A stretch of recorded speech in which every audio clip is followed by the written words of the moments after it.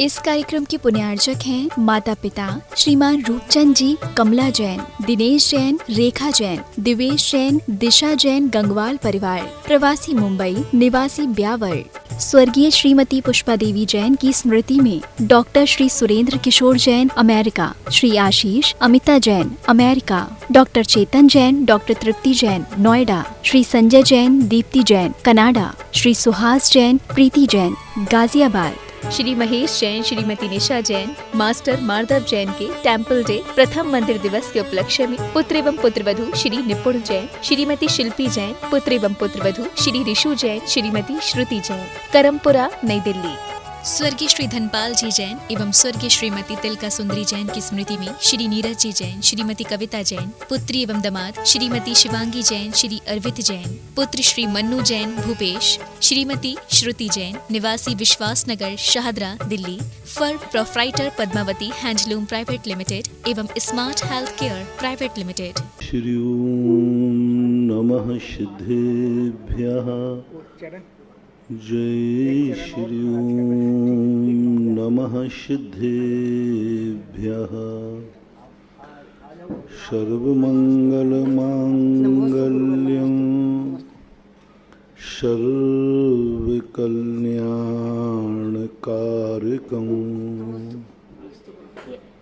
प्रधानं सर्वधर्माणां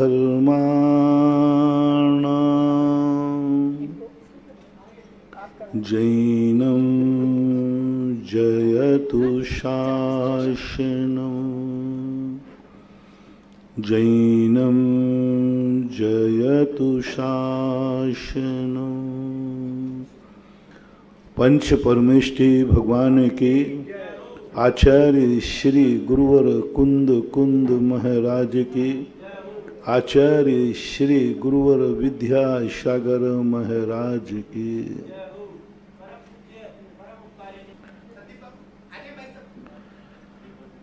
हीरा जो है वह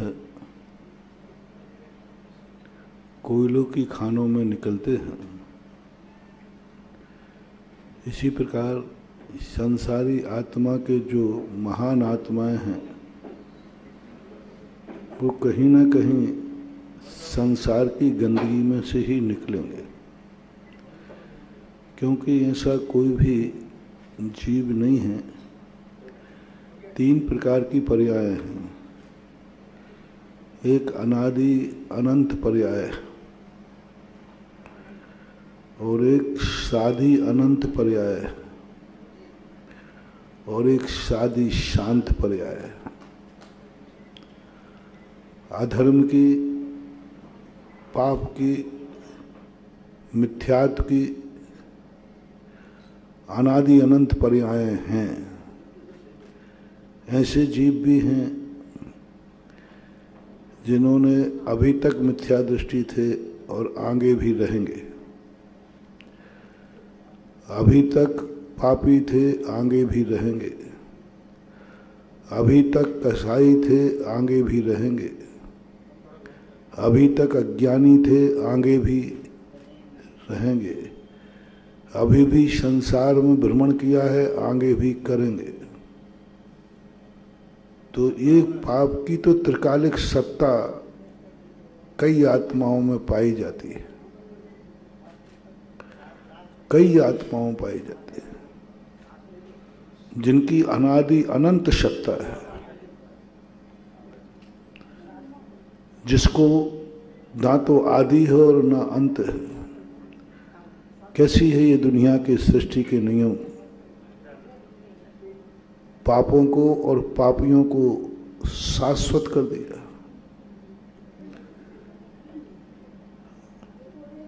अनादि अनंत कर दिया। उनको पाप करने के लिए कोई मेहनत नहीं करना, वो तो हैं। मिथ्या दृष्टि बनने के लिए मेहनत नहीं करना, वो तो हैं। अज्ञानी बनने के लिए मेहनत नहीं करना, वो तो हैं। संसार में भ्रमण करने के लिए मेहनत नहीं करना, वो तो कर रहे हैं। कोई मेहनत नहीं करना। जितने अशुभ भाव हैं, परिणाम हैं, इनके लिए किए नहीं जाते भाव, ये भाव होते रहते हैं। कैसी विचित्रता है धर्म की और धर्मात्मा की। आज तक कोई धर्मात्मा अनादि अनंत नहीं हुआ कि व्यक्ति अनादि काल से धर्मात्मा था और अनंत काल तक रहेगा। कोई सम्यक दर्शन नहीं हुआ, कोई धर्म नहीं हुआ धारण करने वाला जिसको ये कहें कि यह व्यक्ति सदा से सम्यक दृष्टि था और है और रहेगा। अच्छी वस्तुएं पुरुषार्थ गम्य है। नीचे गिरने के लिए पुरुषार्थ नहीं करना था पड़ता, ऊपर चढ़ने के लिए पुरुषार्थ करना पड़ता है। पतन तो हो जाएगा,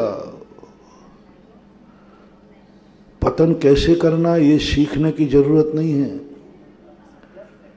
आज तक दुनिया में किसी को पाप करने का कॉलेज नहीं है कि किसी को गुस्सा कैसे करना पड़ता है, आज तक किसी ने नहीं सिखाया। बुरे परिणाम कैसे करना पड़ते हैं किसी ने नहीं सिखाया।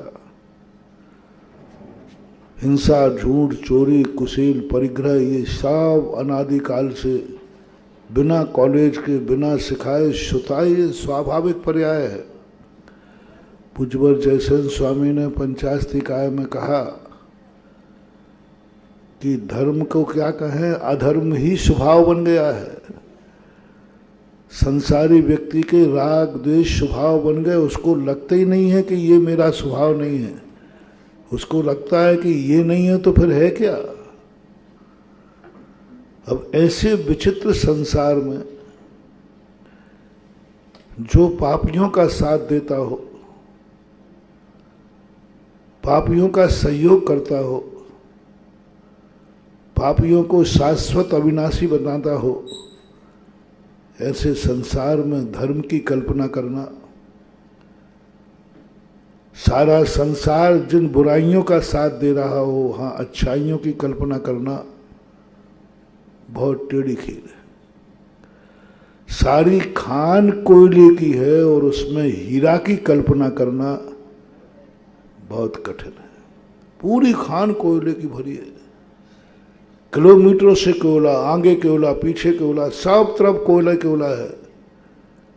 उसके बीच में कहीं एक छोटा सा हीरा है, मिल सकता है, मिलता ही है। सम्यक दृष्टि जीव, ज्ञानी जीव कोयले की खान के समय हीरा के समान मिलेंगे। सारी दुनिया कोयले की खान है, चारों तरफ नीचे ऊपर द्रव्य से, गुण से, पर्याय से, सब तरफ से कोयला ही कोयला है। कुचित कदा तक उसमें कोई एक आध हीरा, डायमंड मिल जाता है। उसी आशा के बल पर लोग कोयले को खोद खोद करके काले हाथ करते हैं, मात आशा के बल पर, आशा के बल पर। भगवानों ने, तीर्थंकरों ने, आचार्यों ने, साधु संतों ने इस संसार के कोयले में से हीरे को निकालने के लिए कितने काले हाथ किए, कितना प्रयास किया, क्योंकि उनको ये तो ज्ञान हो गया कि हीरा तो कोयले में मिलेगा, हीरे की कोई खान नहीं होती। हीरे की अलग से कोई खान नहीं होती जिसमें हीरे ही हीरा हो, वो तो किसी में छुपा हुआ रहता है। सम्यक दृष्टि कोई हो, अलग से कोई डिपार्टमेंट हो, अलग से दुनिया में कोई पर्याय हो, जहां सम्यक दृष्टि ही होते हो, कहाँ खोजेंगे, कहाँ मिलेंगे। जहां मिलते हैं उनको अब कोई मतलब नहीं, वो तो सम्यक दृष्टि हो चुके। ऐसा कोई हो कि महाराज जी यहां जाओ सम्यक दर्शन तुरंत हो जाता है, नहीं। ऐसा अनादि मिथ्या दृष्टि को जिसने आज तक जहर ही खाया है, विष्टा का कीड़ा ही रहा है, इंद्रिय के विषय सुख ही जिसके सुख रहे हैं, उसको धर्म की बात अपन ने कल समझाने का प्रयास किया था। और एक ऐसी शक्ति को सामने प्रस्तुत किया था जिसको वह भी महाशक्ति मानता है। वह भी चाहता है कि मेरे ऊपर किसी महाशक्ति की छाया रहे, क्योंकि संसार का सबसे बड़ा वीक पॉइंट है, सबसे बड़ी कमजोरी है, जिस कमजोरी के कारण से तीर्थंकर लोग फायदा उठा करके उसे धर्मात्मा बना देते हैं। यदि वो कमजोरी जीव में ना होती तो भगवान तो क्या, अनंत भगवान आ जाते, तो भी उसको धर्मात्मा बना ही नहीं सकते, बन ही नहीं सकता धर्म। क्योंकि धर्म एक ऐसी अपरिचित वस्तु है जिसके संबंध में कल्पना करना, कुत्ते के लिए स्वर्ग की महिमा गाना, वो तो एक ही बात कहता, पहले बताओ वहां नाली है कि नहीं। कोई मतलब ही नहीं है। स्वर्ग में ऐसा सुख होता है, ऐसा सुख होता है। जो रसना इंद्री के चटोनिया होता है ना, जो भूखे होते ना, जिनको भूख, उनसे कहो कि देवताओं को अमृत झरता है, वो कहते पेट कैसे भरता हो, पहले ही बताओ। उनसे कहो कि भाई उनके गले में अमृत झरता है, बोले महाराज झर जाता हो, पहले ये बताओ पेट कैसे भरता होगा। यहाँ तो 2-4 रोटी हो, पानी हो, सब्जी हो, फल फूल हो, और वो भी कितने दिनों में झरता है, तो उससे पेट कैसे भरता होगा, सवाल ये है सबका। क्योंकि तुम मालूम है कि किसी को तुम्हें इतना सा गिलास दे दिया, इतना पानी, तो पेट ही नहीं भरता। तो अब जो पेट के बंधे हुए हैं उन्हें स्वर्गों के अमृत में सुख दिखेगा ही नहीं। हाँ, और भूख बढ़ना चाहिए, तवे गरम तवे पर पानी का छांटा। और इसी बात को लेकर मोक्ष का सुख किसी को नहीं रहा। सब लोग एक ही बात से चिंतित हैं, महाराज वहां करते क्या है। 24 घंटे वहां कोई चीज है ही नहीं, टीवी नहीं, बीवी नहीं, परिवार नहीं, कुछ नहीं, करते क्या है पहले बताओ। अब व्यक्ति क्या कहता है कि एक दिन कोई करना नहीं मिला तो बोर हो जाए,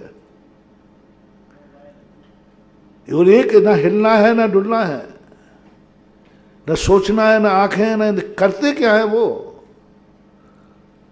अब इस संसारी प्राणी के संबंध में सिद्धों का सुख कल्पना मात्र लगता है।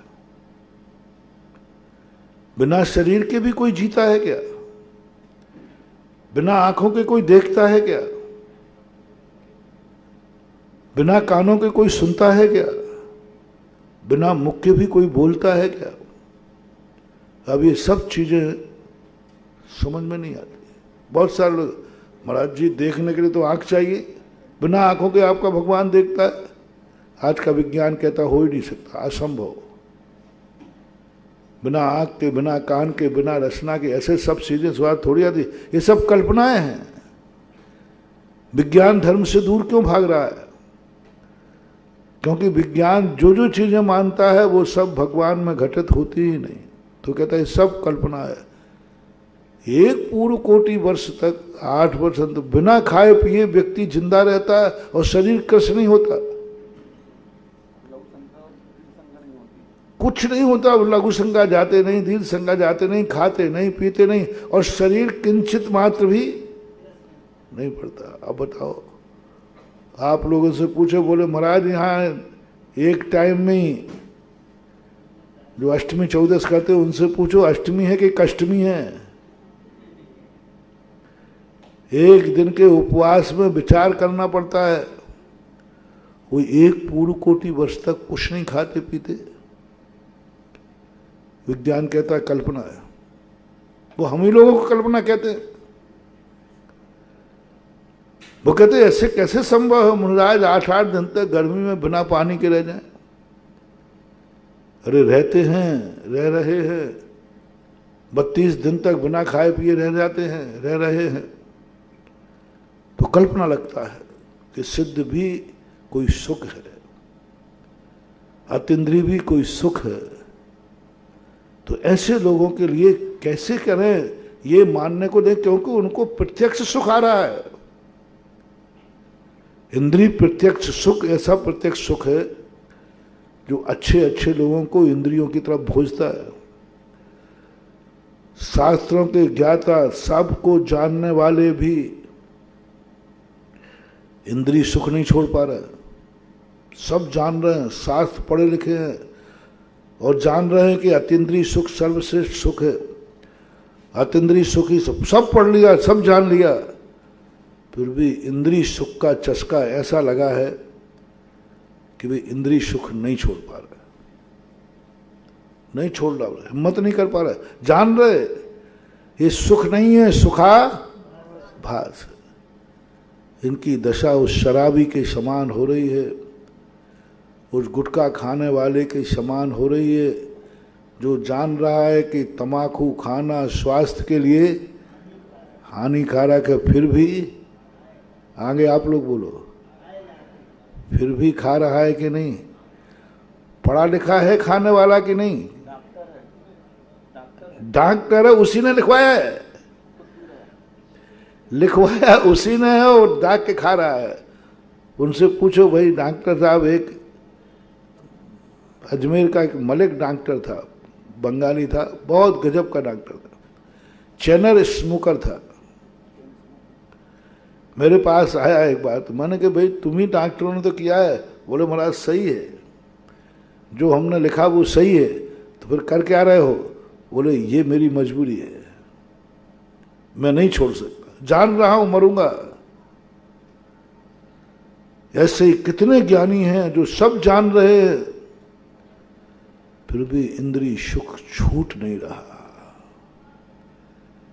आत्मरंजन को जान रहे हैं, फिर भी मनोरंजन छूट नहीं रहा। आत्मरंजन जान रहे हैं कि आत्मरंजन ही वास्तविक रंजन है, लेकिन फिर भी मनोरंजन की तरफ थोड़ा भाव आ ही जाता है कि थोड़ा तो देख लो। कितनी जाने कि आंखों से जो दिख रहा है, आंखों से देखना मेरा स्वभाव नहीं है, फिर भी आंख उठ जाती है, देखने का मन हो ही जाता है।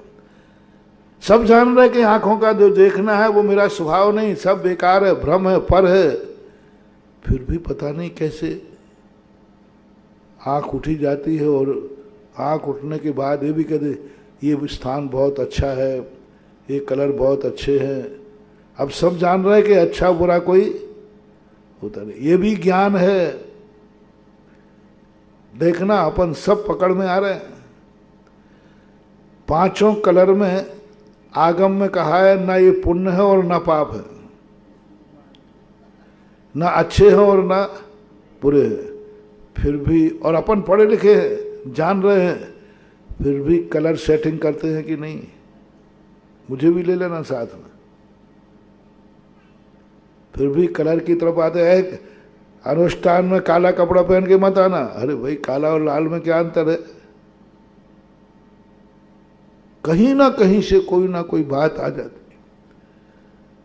इंद्रिय सुख का ऐसा संस्कार, ऐसा सचका लगा है, मैं तो समझ रहा हूं कि इंद्रिय सुख शराबी और स्मैक्सी जैसे नशे में आ गए हैं। स्मैक्सी को जैसे नशे का आदत पड़ जाती है ना, सब जानता है, सब लोग उसे कहते हैं, वो भी कहता है हाँ नहीं करना चाहिए, फिर भी उस स्मैक्सी को स्मैक की लत, उसके लिए वो चोरी कर लेगा, अपने घर को लुटा देगा, स्वयं बर्बाद हो जाएगा, लेकिन स्मैक लेगा। वो तो स्मैक्सी है, वो तो अज्ञानी है, वो तो मूर्ख है। हम ज्ञानियों की बात कर रहे हैं। आंखों का स्मैक्सी कौन है? पंच इंद्री के विषयों का स्मैक्सी कौन है? स्मैक कर रहा है। करो आंख को स्मैक से रहित करो, आंख का विषय देखे बिना 24 घंटे निकालो। मैं आंखों से कुछ नहीं देखूंगा, मुझे आंखों के विषय का कोई नशा नहीं है। एक स्मैक्सी को स्मैक का नशा है, वो उसको पीता है, बर्बाद होता रहता है, और तुम तो बहुत आगे के ज्ञानी हो, तुम्हें आंखों के विषय को देखने का नशा है, जिससे तुम शुद्ध उपयोग से बर्बाद होते रहते हो। बर्बादी अलग अलग की है, वो शरीर से बर्बाद होता है, तुम आत्मा से बर्बाद हो रहे हो। वो भी जान रहा है, तुम भी जान रहे हो। उसका लक्ष्य शरीर स्वस्थ करना था, उसने मिटा डाला। तुम्हें परमार्थ में जाना था, तुमने परमार्थ मिटा डाला। मिटा तो ना, इस मैक्सी से संसार मिट गया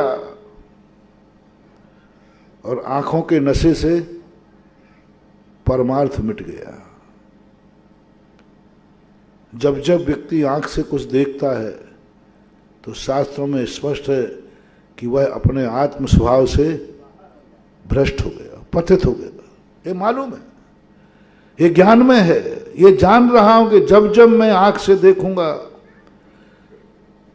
हमारा नियम से परमार्थ छूटेगा, शुद्ध उपदेश से भ्रष्ट होना पड़ेगा। फिर क्यों नहीं कर रहे हो? ये पूछो अपने मन से सभी लोग। मैं भी पूछूंगा, तुम भी पूछना। अपन से नहीं पूछ पाओ तो किसी स्मैक्सी से पूछना। रोता है, तड़पता है, सुसाइड कर लेता है।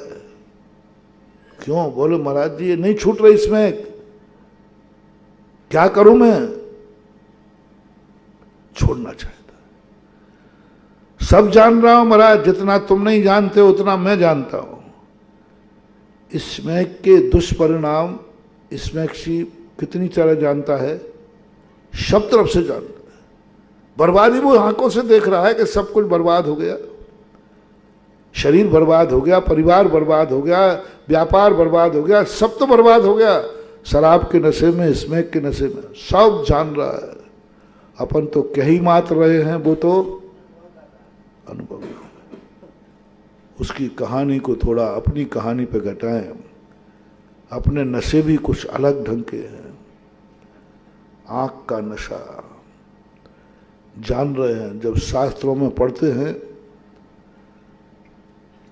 अतीन्द्रिय सुख की बात, तो बड़ी ग्लानि होती है, बड़ी शर्मिंदगी होती है, बड़ा मन करता है क्या करूं, कैसे करूं, क्या करूं, कैसे करूं, इंद्रियों को निरोध करूं, मन का निरोध करूं। बहुत कठिन हो रहा है। आचार्य कहते हैं जब जब तू मन का प्रयोग करेगा, चिंतन करेगा, बहिर्मुखी हो जाएगा। आचार्य सिंह ने लिखा क्या करें, अनादिकाल का व्यसन है। व्यसन जब शुरू होता है तब वो उतना बुरा नहीं लगता, पता नहीं कब जिंदगी में व्यसन आ जाता है। कई लोग से पूछना कि भाई इसमें की लत कैसे शुरू हुई, बोले यूं हंसी मजाक में। उसने कहा थोड़ा खा के देख, तो उन्होंने खा लिया थोड़ा सा। हंसी मजाक में यूं पता ही नहीं चलता कब पाप शुरू हो जाता है। जो मैंने प्रारंभ में कहा था ना, नशा करने के लिए कोई ज्यादा मेहनत नहीं करना। नशा करने के लिए ज्यादा मेहनत होती है कि फिर नशा छोड़ने पे। खाने में तो पता ही नहीं चल रहा कब शुरू हो गया। कोई भी पाप अपनी जिंदगी में आता है, पता नहीं कब प्रवेश कर जाता है। कसाई को देख लो आप, क्रोध कब आ जाता है। तुम सुबह उठे थे तो तुमने सोचा था कि आज मैं क्रोध करूंगा, नहीं सोचा था। फिर कब हो गया, कब हो गया। दो व्यक्ति लड़ रहे थे, मैंने कहा भैया तुम अभी दर्शन करके गए हो, बाहर क्रोध कर रहे हो, ये अच्छी बात नहीं है। अरे महाराज जी पता ही नहीं चला क्रोध कब आ गया। उसने ऐसा कहा तो मुझे सहन नहीं हुआ, मैंने भी उसको। तुम्हारे क्रोध करने की प्री प्लानिंग थी क्या? तुम आदतन क्रोधी हो? अरे महाराज नहीं नहीं नहीं नहीं, आदतन क्रोधी नहीं हो। मेरा भाव भी नहीं था क्रोध करना, मैं आपके दर्शन करने आया था, क्रोध करने थोड़ी आया था। मैं मंदिर के दर्शन करने आया था, क्रोध करने थोड़ी आया था। फिर हो कैसे गया? बोले महाराज जी पूछो ही मत, पता नहीं कब हो गया। अब देखना, कोई बात नहीं, हो गया ना क्रोध, अनायास हो गया, कोई बात नहीं, अब क्षमा और मांग लो। महाराज जी सोचूंगा। भाई अब क्षमा मांग लो। महाराज थोड़ा सोचने दो। सब लोग सोचना, क्रोध करने के लिए कितना सोचा था और क्षमा करने के लिए थोड़ा सोचूंगा, थोड़ा घर में सलाह करूंगा, परामर्श करूंगा। महाराज घर में सब बाप दादों से पूछूंगा कि मांगू क्षमा के नहीं मांगो। कितनी बड़ी बात है। यदि ये आदत क्रोध में आ जाए तो, क्रोध आ रहा है, सोचूंगा मैं क्रोध करूं कि नहीं करूं। थोड़ा परिवार से सलाह ले लूं, माँ बाप से पूछ लूं। यदि ये आदत क्रोध में आ जाए तो बोलो क्या होगा, सारा संसार कैसा होगा। क्षमा के लिए कहता है पूछूंगा, सोचूंगा, विचार करूंगा, जिस पर सोचना ही नहीं है। क्रोध करने के लिए तो सोचना चाहिए, जिस पर तो सोचता नहीं है। क्षमा करने के लिए सोचना नहीं चाहिए, जिस पर कहता है सोचूंगा। एक बच्चा था, एक स्थान पर मानस्तंभ का कलशाभिषेक हो रहा था। उस सेठ जी का बच्चा था, बच्चा नहीं था, थोड़ा बड़ा ही था, 25-30 साल का होगा। तो सेठ जी आए नहीं थे, बच्चा था। उससे कहा, सब कमेटी वालों से, आप कोई बोली ले लो ना, पहला क्लास आप करो, आप करो, आप करो। तो वो कहता नहीं साहब मैं नहीं कर पाऊंगा। बोले क्यों? बोले देखो मुझे पापा से पूछना पड़ेगा। देखो मैं पापा के बिना पूछे कुछ नहीं करता। और मैं थोड़ी तिरछी निगाहों से देख रहा था। मुझे कमेटी वालों को बड़ा गुस्सा आया। मैंने कि पहली बात तो आजकल आज्ञाकारी बेटे कहाँ मिलते हैं। नहीं देखो भैया, मैं पापा से पूछे बिना नहीं करूँगा, पापा से पूछना पड़ेगा। कई लोग ना, नहीं तुम चिंता मत करो, पापा से मैं पूछ लूँगा। बोले नहीं साहब देखो, मैं पापा के बिना पूछे कुछ नहीं कर सकता, पूछना पड़ेगा। मुझे बहुत उसकी जो टोन थी, जो पापा के प्रति श्रद्धा थी, उस श्रद्धा से मैं बड़ा अभिभूत हुआ। मैंने कमेटी को कहा, मैंने कि तुम अपनी बोली लगाने के लिए घर क्यों बिगाड़ रहे हो? ऐसे बेटे कहाँ मिलते? पापा से पूछे बिना नहीं बोलता, वो तो नहीं बोलता। आप क्यों बिगाड़ना चाहते हो उसको? उसके घर में तकरार करना चाहते हो? इतना आज्ञाकारी है कि पापा से पूछेगा तो पापा से पूछेगा, बात खत्म है। मैंने कमेटी वालों को थोड़ा डांट दिया है सारे, कमेटी वाले चुप बैठ गए। अब मैं तो उस पर दीवाना हो गया था।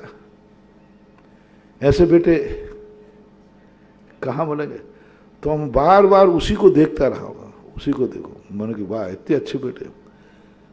थोड़ी देर बार बार देखने के बाद मुझे लगा वो धोती दुपट्टा पहना था, ये गाल थोड़ा सा फूला हुआ लगा। तो मैंने सोचा शायद इसकी बॉडी ऐसी हो, पर 2-4 बार उसने यूं किया। मुझे डाउट हुआ, मैंने बुलाया, मैंने कि भाई गाल में तकलीफ है? बोले नहीं महाराज कोई तकलीफ। मैंने क्या बात? मैं क्या करूं? मैं आपके यहाँ बोलियां लगते 2-2, 3-3 घंटे हो जाते हैं, मैं 3 घंटे तक बिना गुटखे के नहीं रह सकता हूँ। और एकदम एक स्वान हो गया, धोती दुपट्टा पहले, मान स्तंभ का अभिषेक होना है, मैं नहीं बैठ सकता। यहाँ तक देखो सुबह से हमें धोती दुपट्टा पहना दिया और आपके प्रश्न के बाद होगा साहब अब अभिषेक। तो अब प्रश्न हुआ तो 9-10 तो भर नहीं भरना है। ओहो, मैंने कि बेटा ये बताओ, तू बहुत आज्ञाकारी है पिता। हाँ महाराज। तो ये गुटखा भी पिताजी से पूछकर खाया था? बोले महाराज आप कैसी बात करते हो, गुटखा कोई पूछ के खाया जाता क्या?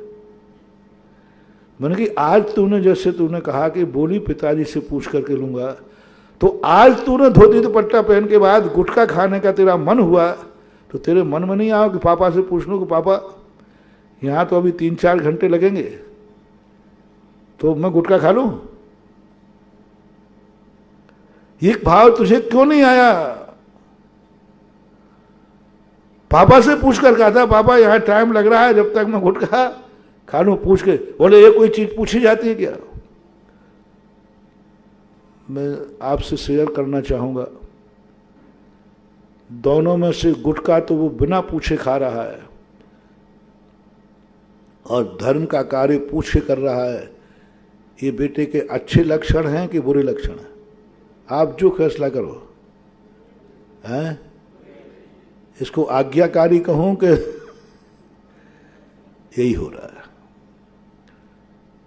अधर्म पाप व्यक्ति बिना पूछे कर रहा है, छुप के कर रहा है, बाप से छुपा रहा है, मां से छुपा रहा है, परिवार से छुपा रहा है। और धर्म कार्य में सत्यवादी हरिश्चंद्र बना है, आज्ञाकारी। पापा मंदिर चला जाऊं आप कहो तो, और पिक्चर जाना है तो पापा को पता नहीं चल जाए। थोड़ा देखो महानुभाव, अपनी खुद की आदतें देखो, संस्कार देखो, किस बात में बड़ों से पूछना चाहिए, उस बात को तो पूछने का मन ही नहीं आ रहा, बल्कि छुपने का भाव आ रहा है। और जिस कार्य को पूछने की जरूरत ही नहीं है, उस कार्य को पूछ रहा है। और ये दोष उसी बेटे में था। मैं पूछूंगा नहीं तुमसे, अपने अपने अंदर से पूछना कि ये दोष सभी आत्माओं में छुपा हुआ है। वो तो एक एग्जाम्पल था, उदाहरण था। आप सब लोग 1 मिनट को अपने अपने अंदर चले जाएं, क्या यह दोष तुम्हारे पास नहीं है? कितनी बुराइयां तुम्हारे पास हैं जो तुमने बड़ों से पूछ के शुरू की है? बोलो, क्या बड़ों की जानकारी में है? क्या बड़ों को जानकारी देना चाहते हो? संसार में एक भी व्यक्ति ऐसा नहीं है जिसके अंदर कोई ना कोई एक बुराई ऐसी जरूर है जिसको किसी को मालूम नहीं है। किसी को मालूम नहीं है। हर व्यक्ति के अंदर एक बुराई है जो किसी को मालूम नहीं, और वो किसी को बताना भी नहीं चाहता। उसका प्रयास ये रहता है कि मेरी ये बुराई किसी को पता न चल जाए। और धर्म कार्य में हर व्यक्ति को जो धर्म करता है किसी न किसी को बता ही देता है, बोलेगा, माइक से बुलवा देगा, किसी न किसी को बोल ही देगा। यदि किसी ने पूछा कहां से आ रहे हो, बोले मंदिर से आ रहा हूं अभिषेक करने से। इसको बोलने में कितना टाइम लगाओगे? कोई कहां से आ रहे हो? अब कभी तुम गलत स्थान से आ रहे हो, अब वो गलत स्थान आप चुन लेना, आप अपने अपने सबके गलत स्थान। किसी ने पूछा कहां से आ रहे हो? नहीं कहीं नहीं, यूं तुरंत कहीं नहीं से, गंदे स्थान। क्यों तुम वहां क्या कर? नहीं कुछ नहीं। भगवान के दर्शन कर रहे थे तो किसी ने पूछा क्या कर रहे हो? भगवान के दर्शन कर रहा हूं। महाराज ने पूछ लिया, तुम्हारी मां ने पूछ लिया, तुम्हारी पत्नी ने पूछ लिया क्या कर रहे हो? बोले भगवान का दर्शन कर रहा हूं, गुरु का। और ताव से और बोलोगे और क्या कर रहा हूं? अब कभी तुम किसी को बुरी नजर से देख रहे हो, उस समय किसी ने टोक दिया, क्यों क्या? कुछ नहीं। तुरंत शब्द क्या निकला? क्या देख? नहीं कुछ नहीं देख रहा था। बोलो, ये आदत मैं कह ही रहा हूं कि दुनिया में है? बोलो, बुरी चीज को देखते समय तुरंत क्या कहा तुमने? नहीं कुछ नहीं। जो हमारे लिए उजागर करना चाहिए, निज गुण अरु पर अवगुण ढांके सो निज धर्म दीपावे। क्या कहता है उगुहन जैन दर्शन? निज गुण पर अवगुण ढांके सो निज धर्म दीपावे। अपने जो अवगुण हैं उनको उघाड़े। क्या देख रहे थे? हाँ बहुत बुरा देख रहा था, देखना नहीं चाहिए। नहीं देखना चाहिए, मैं बुरा देख रहा था। अच्छा देखने की बात आए, नहीं मैं अच्छा देख ही नहीं पाता। महान आत्माओं का लक्षण होता है अच्छाइयों को वो कहते नहीं मेरे में कोई अच्छाई नहीं है, और बुराई की बात आ जाए तो बोले संसार का सबसे बुरा आदमी मैं हूं। दुर्जन की पहचान क्या है? वही वाली बात द्रोणाचार्य की, संसार में कोई सज्जन नहीं है, दुर्योधन कहता है, और सज्जन चाहिए तो मैं ही सज्जन हूं। गुरु को दुर्जन कह दिया और स्वयं कह रहा अकेला मेरे अलावा कोई नहीं है गुरु जी सज्जन है संसार में। और धर्मराज ने क्या कहा? इस संसार में कोई दुर्जन नहीं है, यदि दुर्जन कोई है तो वो कौन है? मैं हूं। अब धर्म की और दुर्योधन की पहचान देख लो। तुम्हें क्या फीलिंग होती? तुम संसार के सबसे अच्छे आदमी हो, समझ लेना दुर्योधन हो। मैं संसार का सबसे अच्छा आदमी हूं, कभी ऐसा मन में भाव आ जाए, बहुत बड़ी बात कह रहा हूं महानुभाव, तुरंत नोट कर लेना मेरा मन दुर्योधन का मन है। तुरंत अपने मुंह से निकल जाए मैं बहुत अच्छा आदमी हूं, दुर्योधन हो। मैं बहुत अच्छा कर रहा हूं, दुर्योधन हो। कभी भी तुम्हें अपने आप में आ जाए मैं बहुत अच्छा आदमी हूं, मैं मेरा मन बहुत अच्छा है, मेरा, ये सब बेकार की बात है। सज्जन व्यक्ति कौन है? जब तुम्हें भाव आ जाए मेरे से गिरा हुआ व्यक्ति कोई दूसरा नहीं है। मुनि महाराज भी एक भी 28 मूल गुणों में एक मूल गुण नहीं है जिसमें मैं अपने गुणों की प्रशंसा कर सकूं। देखो झूठ मत बोलना, हम मुनिराज लोग प्रशंसनीय हैं कि नहीं? बोल दो ना थोड़ा भैया, बोल। मुंह देखिए, नाराज नहीं होगा, अच्छा बोल दो, अंदर से बोल दो।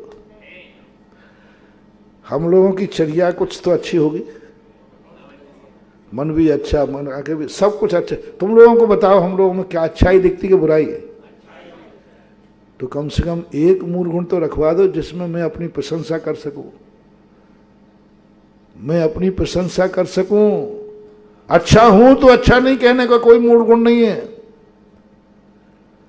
अच्छा हूं फिर भी अच्छा कहने का मूल गुण नहीं है, अच्छा कर रहा हूं तो भी अच्छा कहने का मूल गुण नहीं है। लेकिन अच्छा बुरा नहीं हूं तो भी प्रतिक्रमण का एक मूल गुण रख दिया। पूरे प्रतिक्रमण में मुनि महाराज अपनी बुराई बुराई बुराई, पूरा प्रतिक्रमण भरा है बुराइयों से। मैंने सोचा कि भगवान बुराइयों का एक आध अच्छाई का और भर दो। एक मूल गुण है जो इतने बजे किया जाता है जिसमें मुनिराज अपनी खुद की प्रशंसा कर रहे हो। मैंने ये किया, मैंने इतने उपवास किए, मैंने इतना स्वाध्याय किया, मैंने इतना ज्ञान किया, इतनी माला फेरी, इतने प्रवचन दिए, इतना सब कुछ किया। एक मूल गुण रखवा दो भैया। मैं प्रतिक्रमण को नहीं हटा रहा हूं, क्यों नहीं रखा? क्या अच्छा कार्य नहीं कर रहे हैं?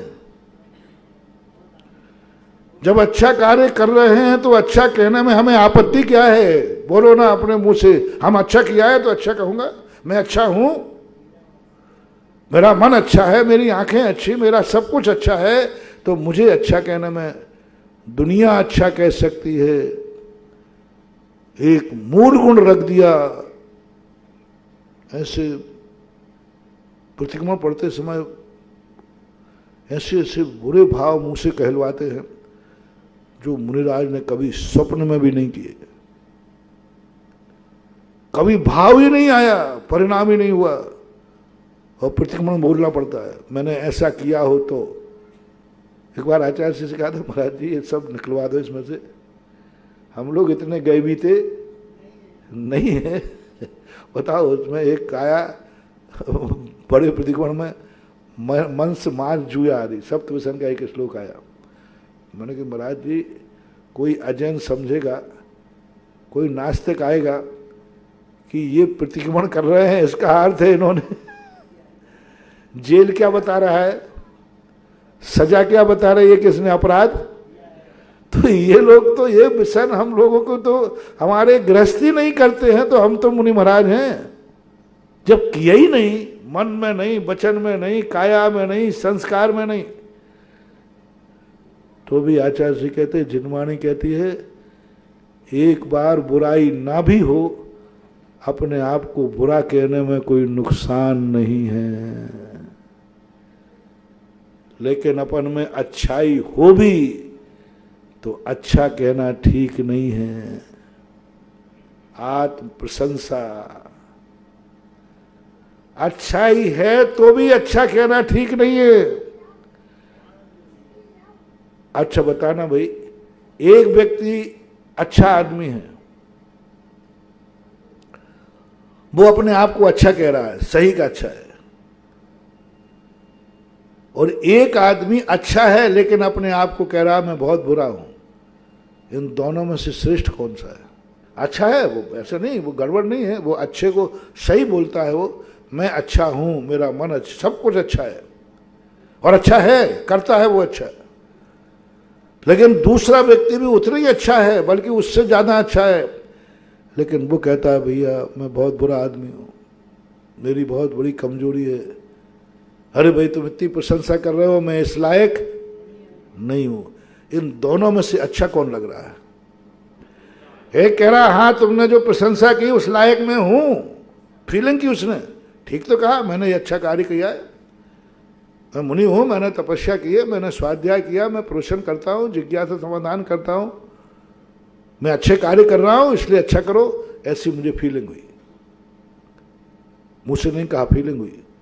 तो जैनाचार्य कहते हैं ये सेकंड नंबर का आदमी, जिसने अच्छा कार्य किया, बहुत अच्छा कार्य किया, लेकिन किसी ने अच्छा नहीं कहा, बुरा और कह दिया, तो कहता ठीक कह रहे हैं, ठीक कह रहे हैं, कहीं ना कहीं से कमी तो है ही, कमी से।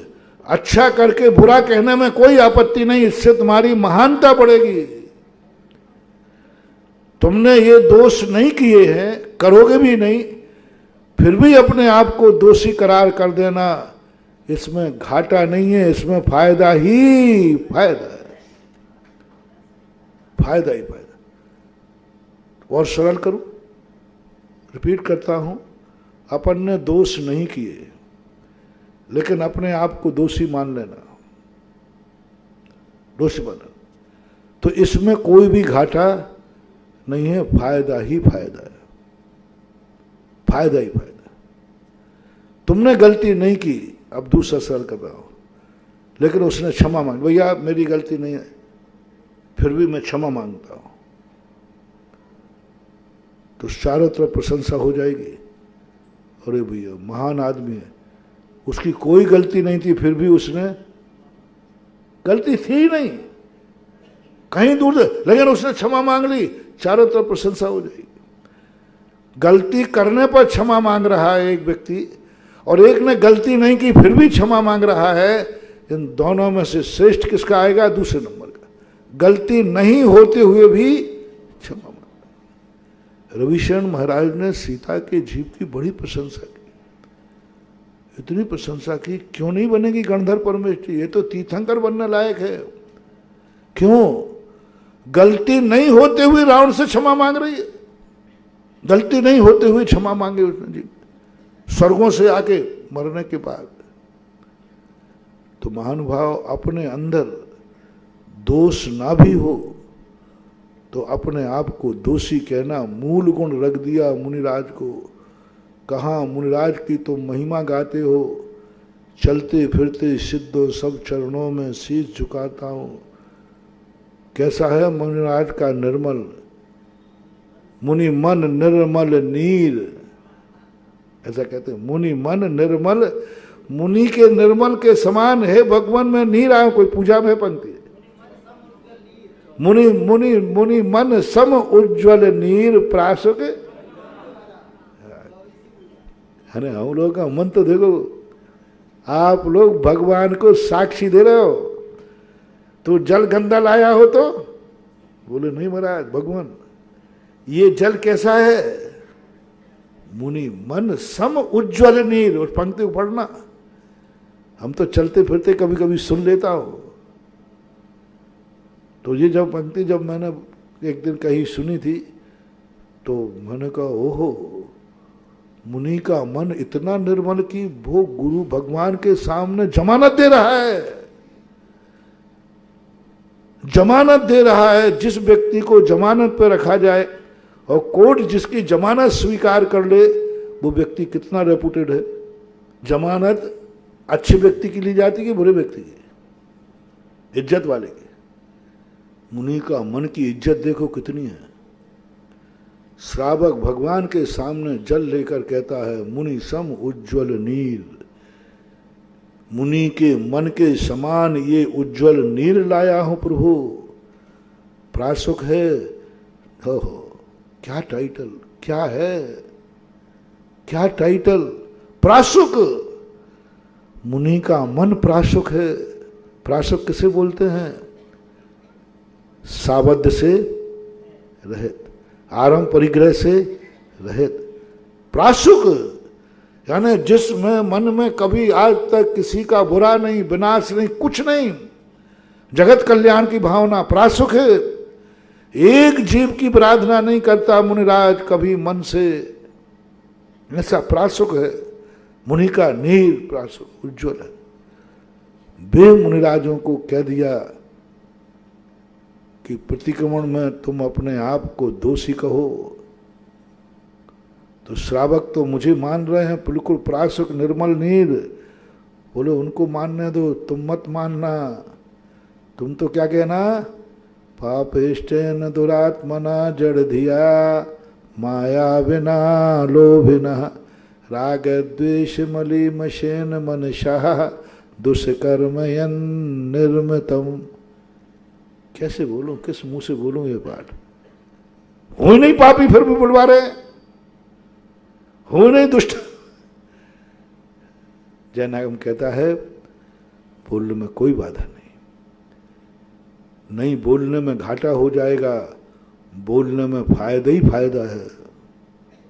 लेकिन संसारी प्राणी पाप तो पूछ के करता, पूछ के नहीं करता, छुपा के करता है, किसी को पता नहीं चल जाए। और धर्म पुण्य की क्रियाएं पूछ के करता है। माला भी फेरोगे तो मैं माला फेर लूं, अब सबकी आज्ञा हो तो माला फेर लो। लेकिन कोई पाप करना हो तो पूछ, मैं अब गुटखा खा लूं? बस यही सबसे बड़ी कमजोरी है। उस सज्जन को, उस बालक को देख करके मैं स्तब्ध रह गया। मैंने कहा बेटा क्या कर रहे हो? पाप को यदि कहो कि मैं पापा से पूछा, यदि आज तू ये कह देता कि महाराज मैंने गुटखा भी पापा से पूछ के खाया है, तो आज मुझे संतुष्टि होती कि पाप और पुण्य दोनों बड़ों से पूछ के करता है। संसार में 99% लोग पाप में देर नहीं लगाते काम करने में, पाप करने में कोई देर नहीं। गुस्सा आया तुरंत, 1 मिनट भी नहीं, थोड़ा सोचता हूं, थोड़ा परिवार से फोन लगा के पूछता हूं, नहीं पूछते, गुरुओं से भी नहीं पूछते, वो तो सवाल ही नहीं उठता। लेकिन धर्म कार्य के लिए आप लोगों का बहुत बहुत महानुभाव। बस ज्यादा मैं नहीं कहूंगा। यदि क्रोध अनायास करते हो सडनली, तो क्षमा को भी बिना विचारे कर लो। पाप को अनायास करते हो तो धर्म को भी अनायास करो। पाप भी छुप करके करते हो तो धर्म की भी किसी को खबर नहीं पड़ने दो, करो। बुराई किसी को पता नहीं चलने देते हो तो अच्छाई भी, निज गुण, क्या कहा उसमें? अच्छाई को छुपाओ। किसकी अच्छाई? निज गुण शब्द मैंने डाला, बड़ी अच्छाई की तो उजागर की छूट हो। चलो ठीक है, कोई व्यक्ति कहता महाराज जी मैं अपनी बुराई भी उजागर करूंगा और अच्छाई भी।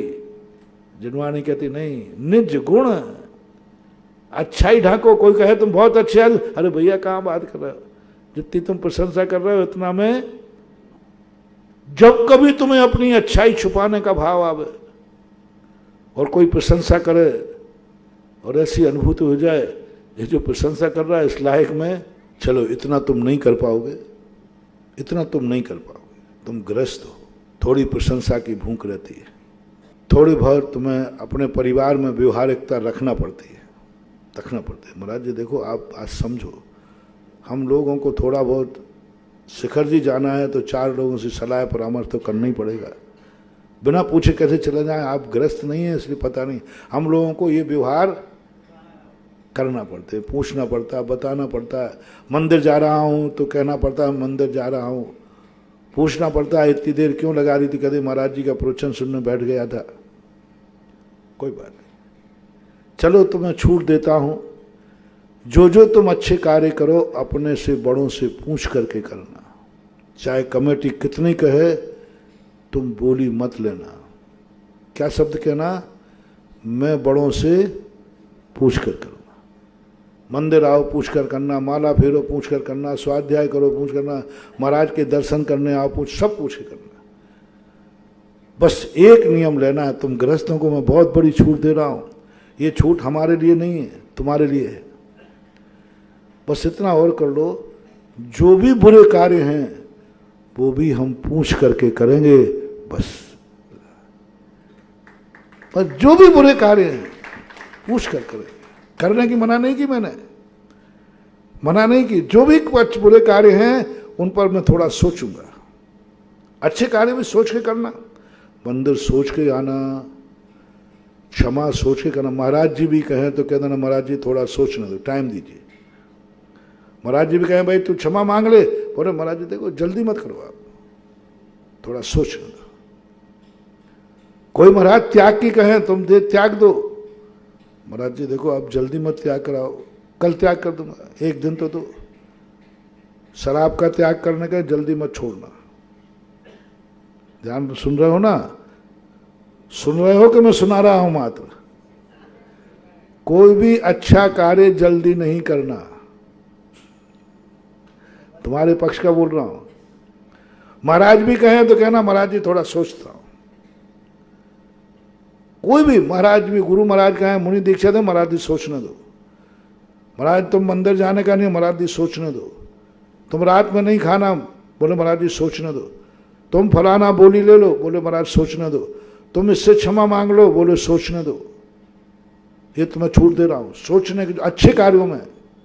और दूसरी छूट दे रहा हूं, जब भी कोई अच्छा कार्य करो अपनों से बड़ों से पूछे करना। महाराज जी भी कहे महाराज जी मैं अपने बड़ों से पूछूंगा, परिवार में सलाह करूंगा,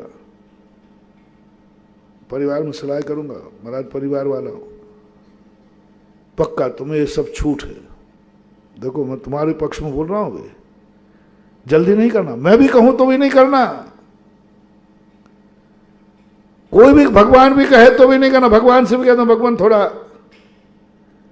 सोचने दो, थोड़ा हम अपने परिवार में सलाह परामर्श कर लेना। बस मैं तो एक नियम देना चाहता हूं, ऐसे ही जैसा तुमने कहा ना महाराज मैं क्षमा करने में सोचूंगा, बस इतना सा नियम ले लो। क्रोध जब तुम्हें आवे तो क्या कहना मन में, देख वो तुम्हें गाली दे रहा हूं, तू चुपचाप थोड़ा सोचूंगा। क्या करने का सोचूंगा? थोड़ा परिवार में परामर्श करूंगा, बड़ों से पूछूंगा। गुटखा खाना शुरू कर रहा हूं, पूछ के करूंगा शुरू। कोई कहे गुटखा खा लो, नहीं भाई थोड़ा सोचने दे। थोड़ा परिवार है, परिवार में सलाह करने दो, परामर्श करने दो। मैं उन लोगों को गुटखा खाने की छूट देता हूं, गुटखा खाने की, शराब पीने की, पाप करने की, गालियां देने की, जो तुम्हें करना हो उस करने की। जैनियों से खास तौर से कह रहा हूं, बस उस कार्य करने के लिए 2 बातें बोलना, थोड़ा सोचने दो। क्या तुमने गाली सोच के दी है? टाइम दिया? बोलो कितना टाइम दिया था?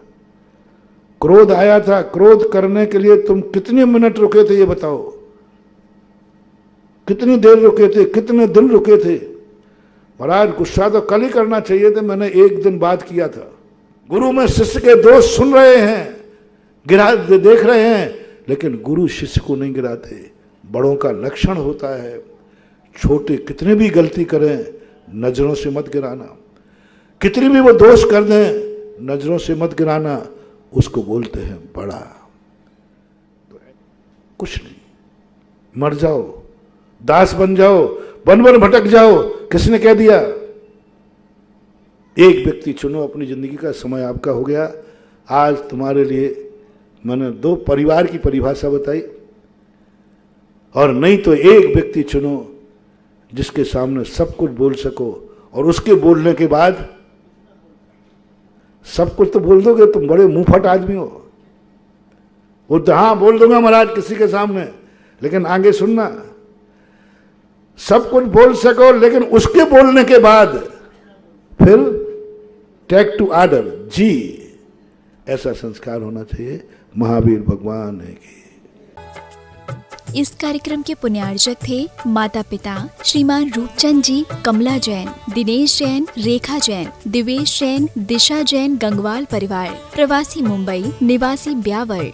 स्वर्गीय श्रीमती पुष्पा देवी जैन की स्मृति में डॉक्टर श्री सुरेंद्र किशोर Jain, America, Shri Ashish Amita Jain, America, doctor चेतन जैन, डॉक्टर तृप्ति जैन, नोएडा, श्री संजय जैन, दीप्ति जैन, कनाडा, श्री सुहास जैन, प्रीति जैन, गाजियाबाद, श्री महेश जैन, श्रीमती निशा जैन, मास्टर माधव जैन के टेम्पल डे प्रथम मंदिर दिवस के उपलक्ष्य में पुत्र एवं पुत्रवधू श्री निपुण जैन, श्रीमती शिल्पी जैन, पुत्र एवं पुत्रवधू श्री ऋषु जैन, श्रीमती श्रुति जैन, करमपुरा, नई दिल्ली।